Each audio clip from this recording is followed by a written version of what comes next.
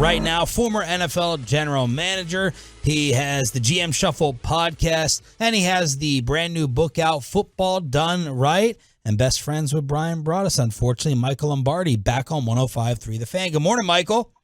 Good morning, everyone. Hope all is well. You have been a critic of Kellen Moore in the past. We're worried that Kellen, the joystick, was that the nickname? That's right. Yeah, sure. The Cowboys offense will be better or different with McCarthy calling the plays versus Kellen because of what, if you believe that? Well, I think there's a real disconnect here, right? And I think that the analytical community loves Kellen because he calls passes. But football, and I wrote about this in my book, Football Done Right, football is a game about being able to orchestrate all three phases working together at the same time and understanding that independently a coordinator just can't operate as if he's just going to do whatever he wants and the defensive coordinator does whatever he wants. Look, McCarthy's won a Super Bowl as a head coach, right? Nobody wants to talk about that. They give Aaron Rodgers all the credit. But that's the reality. And Kellen has never been to a Super Bowl. But yet, for some reason, Kellen has always had this creative, it's that young syndrome. He's a young, bright offensive mind. And I think people love and gravitate towards that. Their offense will be different. It will be to control the pace of the game, but still be explosive.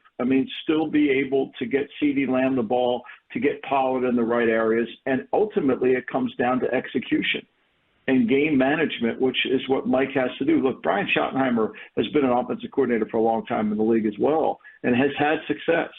Maybe not to the degree that the analytical community loves, but I think to me they'll be better if they orchestrate this through three phases. They have a really good defense.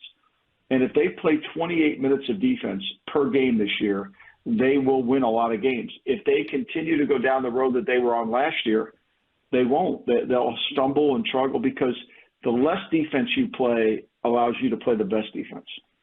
Mike, what do you think the passing concepts will do for Dak's game with McCarthy's West Coast system?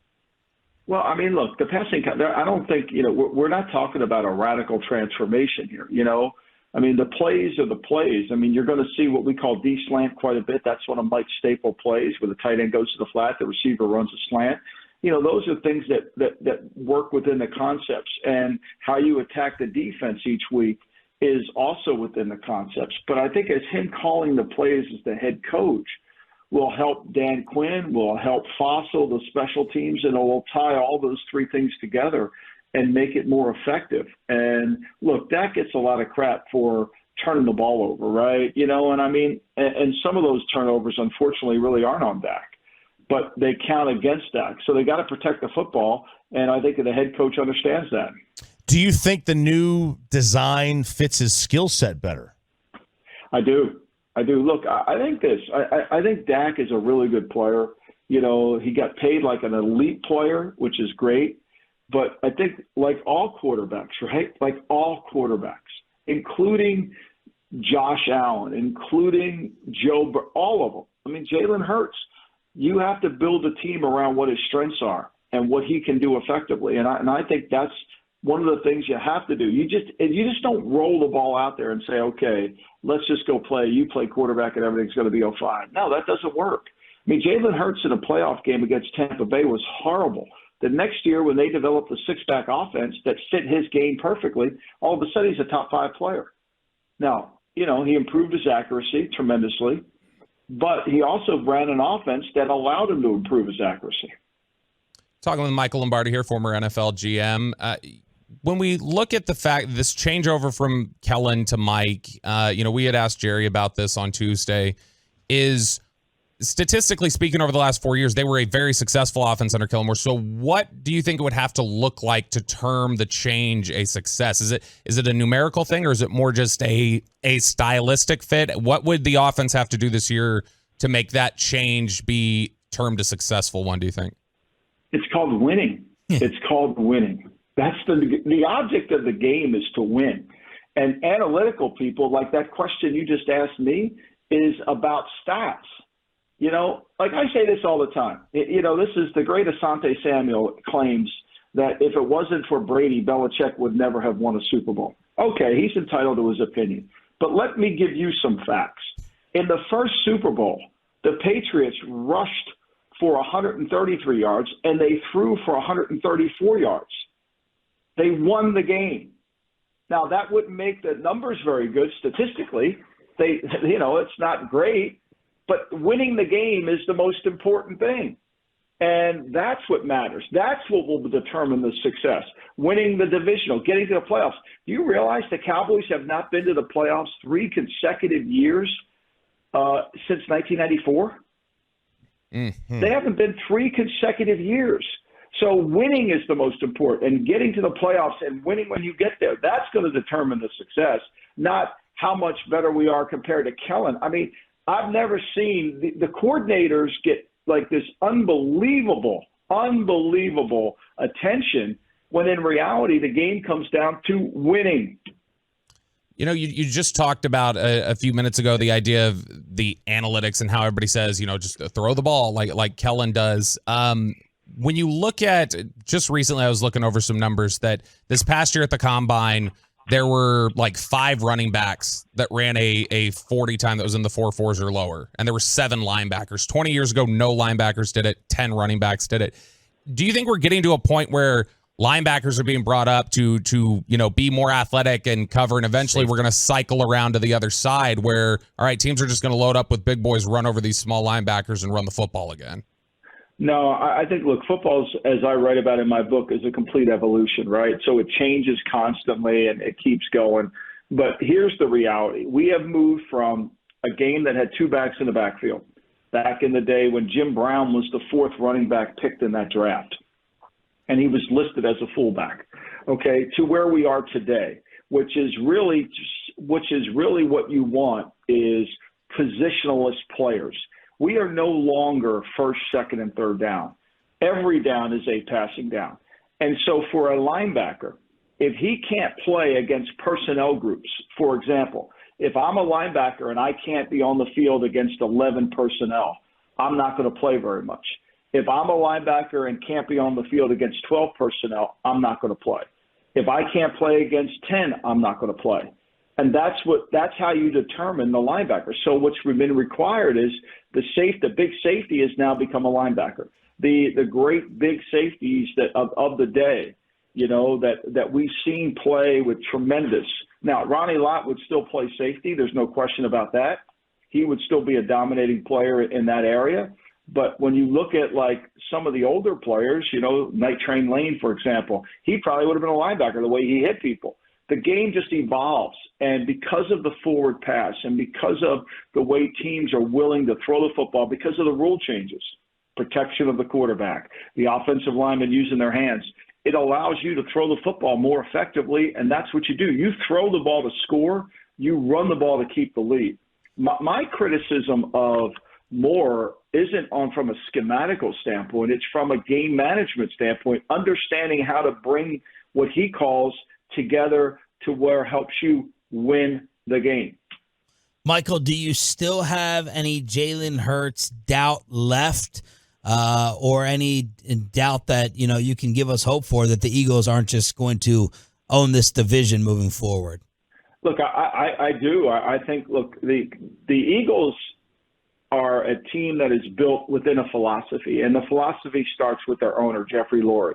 And he cares about offensive and defensive linemen. I mean, that's what he cares about. And so the team's really good in those 2 areas. 60 of their 70 sacks came from their defensive front. Ooh. Now, I don't really care what they paid Slay and what they played Bradbury and all that, or Dante Maddox. You can attack their secondary.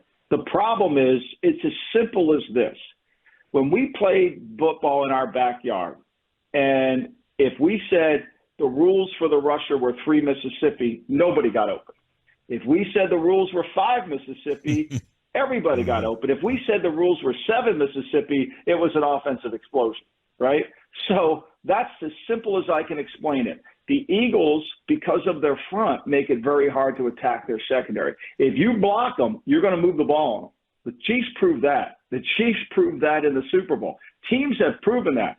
Now you got to stop them, and you got to stop them from getting the lead on you. You got to force them to play from behind. Look, they're not an insurmountable team. I mean, they've got a lot of strengths and a lot of good players in their lines. And their quarterback has improved from his rookie season where he had 26% of his throws were bad to last year it went down to 14%. Michael So Lombardi. there's an area you can win. Mike, what do you see as a key matchup with this Giants game Sunday night? Well, they got to handle the pressure, right? I mean, I think Tyler Smith's injury, they've got to be able to have their line intact.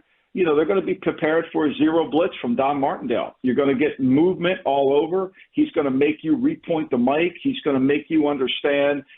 He's going to attack your protections and then force you to change and have the quarterback really do a good job of being in the right protection. And you got to block them. And they've got to put pressure on. They got to speed Daniel Jones up. I think you'll see Daniel Jones try to run the ball. The Giants have to run a six-back offense. I mean, when you look at the numbers between the Cowboys in the two games with Daniel Jones struggled. I mean, he's thrown 59% completions. He averages 212 yards passing, a very pedestrian 5.9 yards per attempt. He's only thrown one interception, one touchdown.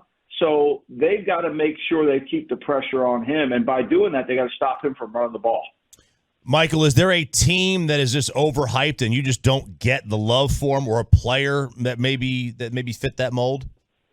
I mean, I don't understand why everybody's just falling in love with the Chicago Bears. I mean, my Lord, like they were so bad on defense. And did anybody, and their quarterback, who the worldwide leaders promoting to become the MVP of the league, I mean, did anybody watch him throw the football last year? Like, he struggles to throw. He's been sacked 91 times in his career. He's turned the ball over at a repeated level. You don't go from that level. You don't go from that level to the MVP of the league. You got to get good before you get great.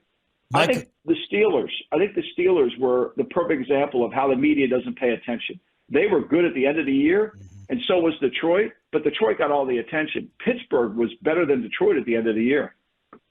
The book is Football Done Right. Michael Lombardi, former NFL GM, setting the record straight on the coaches, players, and history of the NFL. What are some of the things that you're setting the record straight on? Well, I think it's the Hall of Fame, right? I want, there's, for example, Brian Schottenheimer's father, Marty. He's won 200 NFL games in his career, 200. There's only 9 men that have called themselves head coaches over the history of the league that have achieved that. Dan Reeves and Marty Schottenheimer are both not in the Hall of Fame. That's an injustice. That's not fair. And I think there's some players like Sterling Sharp who belong in the Hall of Fame. Plus, I want to tell people how you became who you are, right? Mike McCarthy comes from the West Coast offense. He comes from the Bill Walsh tree. I break down all the coaching trees in the league and how it got started and how people were impacting the game. Clark Shaughnessy, who went from who developed the forward pass. He develops the forward pass. He's not in the Hall of Fame. I talk about Buddy Parker. Buddy Parker won 2 championships with Detroit. It wasn't until this summer that he was able to get into the Hall of Fame. It's an injustice. And then the standard to get into the Hall for head coaches, Mike Shanahan not being in. Some guys have gotten in that are below the standard and the criteria that I think should be set, which is what I write about in the book. Football Done Right. It's available Amazon, Barnes & Noble, Bookshop, Target, Walmart, all the usual places with the Beast, Michael Lombardi. Merry Christmas. Enjoy tonight. We'll catch up with you throughout the season. Thank you, guys.